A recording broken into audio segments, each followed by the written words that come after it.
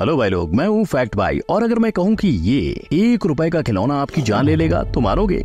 पता नहीं, शायद नहीं, पर जब आप खुद इसकी लिखी मौत की कहानी सुनोगे तब आपको मानना होगा। और जितना खतरनाक ये गुब्बारा है उतना ही ये चौक, जिसे हम टीचर और घर वालों से छुपाकर खाया करते थे, ये जाने बिना कि मौत भी छुपकर हमें देख रही है। और फैक्ट भाई एक ऐसा खिलौना भी लाया है जो हर साल 10 लाख लोगों को मौत के घाट उतारता है। पर कहीं खिलौने तो कहीं खिलौनों की कंपनी बच्चों की जान की दुश्मन है। लेकिन फैक्ट भाई आपको सभी खिलौनों की काले सच की कहानी सुनाए उससे पहले बता दे कि आज फैक्ट भाई आपसे एक सवाल करेगा जिसका जवाब इसी वीडियो में है। तो वीडियो ध्यान से देखो, कमेंट में जवाब दो और फैक्ट भाई का शॉर्ट आउट पाओ। नंबर 1, मौत की गुड़िया। सुपर मारियो से लेकर पोकेमॉन, नाइटेंडो ने सबका बचपन रंगीन बनाया है। पर नाइटेंडो के एक रंगीन खिलौने के पीछे छिपा है बच्चों के खून का दाग। जापान में कोकेशी नाम की गुड़िया होती है। अब अगर कोकेशी का सीधा सीधा मतलब निकालें तो को होता है बच्चा और केशी होता है गुड्डा, यानी छोटे बच्चों का गुड्डा या गुड़िया। पर कोकेशी से एक खौफनाक कहानी भी जुड़ी है, जहाँ को का मतलब बच्चा तो होता है पर केशी का मतलब होता है मिटाया हुआ। और जापान का इतिहास देखें तो वो परिवार जो अपने बच्चों का ध्यान नहीं रख सकते वो खुद ही अपने बच्चों को मारकर या उन्हें बेचकर उनकी जगह कोकेशी गुड़िया बनाते थे। और इन्हीं कोकेशी गुड़ियों से प्रेरणा लेकर मारियो के क्रिएटर ने सन 2000 की शुरुआत में आए नाइटेंडो वी को बनाया, जिसमें वी मिस यानी बच्चे छोटे छोटे अवतार बना सकते थे जो उनकी तरह ही दिखे। यानी जिसने भी ये खेल खेला है उसने अपने हाथों से अपनी कोकेशी गुड़िया बनाई। क्या आपने भी इसे खेला था? नंबर 2, शार्पेट। हाँ, शार्पेट। डिज्नी के लालच ने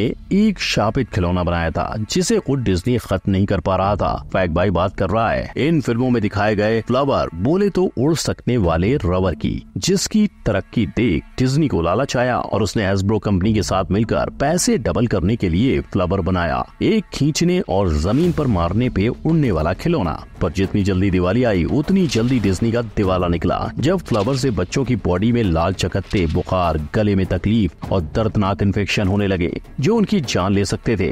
बात ऐसी बिगड़ी कि लोगों ने डिज्नी पे केस तक करना शुरू किया। ऐसे में बचने का एक रास्ता था, फ्लावर का खात्मा। पर जब उन्होंने उसे फेंकना चाहा तो लोगों ने कचरा करने से रोक लिया। फ्लावर को आग लगाई तो काले धुएं से लोग भड़के और जब उसे पानी में बहा देने की कोशिश हुई तो उसके ना डूबने से कंपनी को खुद बोट मंगवाकर उसे बाहर निकलवाना पड़ा।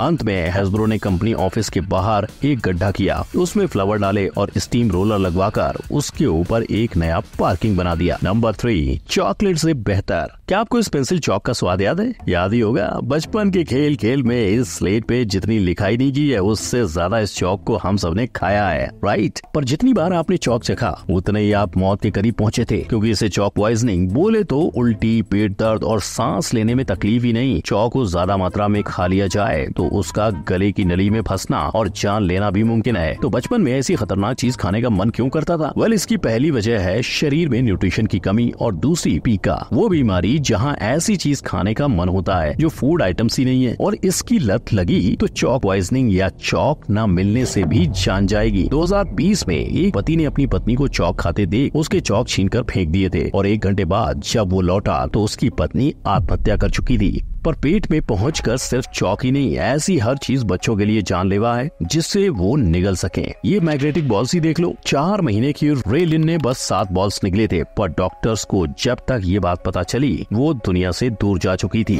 नंबर 4, मौत का दूसरा नाम। लड़कियां आफत की पुड़िया होती हैं, हाना मोंटाना ने ये साबित किया। अब अगर आप सोच रहे हो कि ये मासूम सा चेहरा आफत कैसे, तो सुनो, 2006 से 2011 तक हाना मोंटाना बच्चों की फेवरेट थी और बच्चे उसके कपड़े, स्कूल सप्लाई सबके लिए पागल थे। और जब 2007 उसके प्ले कार्ड्स आए तो बच्चे उस पे टूट पड़े। पर बच्चों को ये नहीं पता था कि इन कार्ड्स के पेंट में लेड था, वो भी लिमिट से 5 गुना ज्यादा। और ये कितना खतरनाक है इसका अंदाजा इसी बात से चलता है कि हर साल लेड पॉइजनिंग से 10 लाख लोग मारे जाते हैं। 2007 में एक सर्वे हुआ और प्ले कार्ड्स की तरह कई खिलौनों में लेड पाए गए। बारबी बनाने वाली कंपनी मेटल के प्रोडक्ट में भी, जो वो एक चाइनीज बिजनेसमैन से बनवाती थी। और जब ये पता चला कि लेड पेंट होने की वजह से चाइनीज बिजनेसमैन के प्रोडक्ट बैन हो जाएंगे तो उसने आत्महत्या ही कर ली। पर लेड से डरने की जरूरत इंडिया को भी है, क्योंकि इंडिया के आधे बच्चे लेड पॉइजनिंग का शिकार हैं। नंबर 5, गुब्बारे का काला सच। Thank you.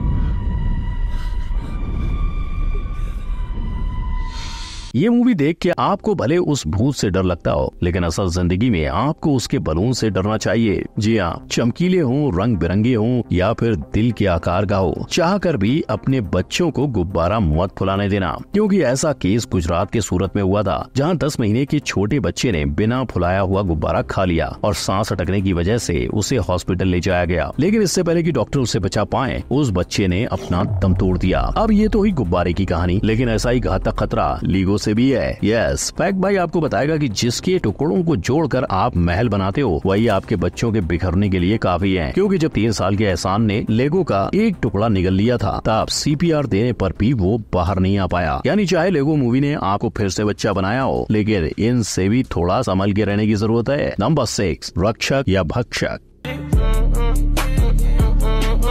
ये वायरल वीडियो हर किसी ने देखा है और फैक्ट भाई आपको इसलिए दिखा रहा है क्योंकि ये बच्ची जिसमें बैठी है उसे कहते हैं इन्फ्लेटेबल बेबी बोट। इस खिलौने का एकमात्र काम है बच्चों को तैरते वक्त सुरक्षित रखना, जिससे बच्चे पानी में ना डूबे। पर एक्वा लीजर कंपनी जो ऐसे बोट्स बनाया करती थी, उसके लिए बच्चों की सुरक्षा नहीं सिर्फ पैसा मायने रखता था, क्योंकि एक्वा की बोट के लेग स्टेप्स जिन्हें कसकर बच्चों को सुरक्षित किया जाता था, वो बहुत ही आसानी से टूट जाते थे और बोट के फंदों का टूटना यानी बच्चों का पूल में डूबना। लेकिन हैरानी की बात यह है कि 2009 जब 30 से ज्यादा छोटे बच्चों के डूबने की बात सामने आई और एक्वा को अपने 40 लाख बोट्स को वापस मंगवाना पड़ा, तो पता चला कि इस खतरे का अंदाजा उसे पिछले 6 साल से था। फिर भी जानबूझकर उन्होंने बच्चों के लिए कुछ नहीं किया और इसकी सजा उन्हें कानून ने दी $6.5 लाख का फटका लगाकर। नंबर 7, नजर हटी दुर्घटना घटी। लट्टू पे रस्सी चढ़ाई, उंगली में फंसाई और ये घुमा हाथ पे लट्टू। पूरा गेम कंट्रोल का है, पर सोचो गलती से भी इस सस्ते बेब्लेड की बैटल में लट्टू का कंट्रोल आपसे छूट जाता और उसका डायरेक्शन हाथ या जमीन की जगह किसी के आंख, नाक, कान को चला जाता तो बिना पियर्सिंग होल हो जाता।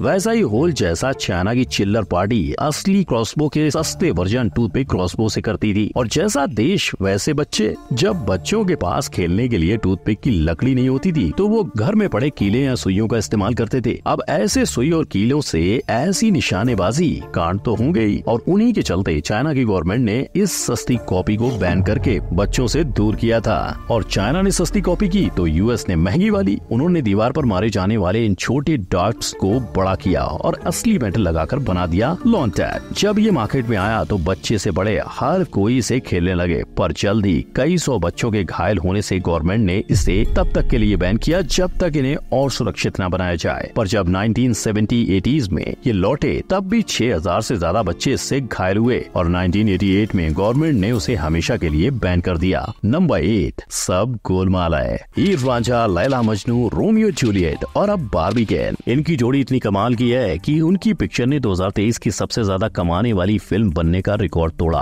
और इसकी शुरुआत 1958 में रुथ हैंडलर ने अपनी बेटी के पेपर डॉल से प्रेरणा लेकर बार्बी बनाकर की थी, जिसका नाम उन्होंने अपनी बेटी बारबरा मिलिसेंट रॉबर्ट्स के नाम को छोटा करके रखा था। लेकिन फैक्ट भाई बता दे कि जिस बार्बी और केन के प्यार की मिसालें दी जा रही हैं, वो केन रिश्ते में बार्बी का भाई लगता है। नहीं समझे? अरे क्योंकि जैसे रुथ ने बेटी के नाम से इंस्पायर होकर बारबरा को बार्बी किया, वैसे ही उन्होंने बारबरा के छोटे भाई केनेथ हैंडलर के नाम से बार्बी के पार्टनर को केन नाम दे दिया। अब जिन्हें इनका रिश्ता समझ आया, आई बेट उनको ट्रॉमा लगेगा और वो बार्बी और केन को साथ में देखने से हमेशा डरेंगे। पर जिन्हें नहीं समझ आया, बेटा आप वो ही देखो। तो भाई लोग, अब बारी है फैक्ट भाई के सवाल की। डिज्नी का बनाया हुआ शापित खिलौना कौन सा था? सबसे पहले सही जवाब देने वाले को मिलेगा फैक्ट भाई की तरफ से शॉट आउट। और अगर आपको ये भी जानना है कि किन एक्टर्स ने अपना धर्म बदला है, तो क्लिक करें इस आई बटन पर। तब तक के लिए लाइक एंड शेयर करें। मिलते हैं अगली वीडियो में। जय हिंद।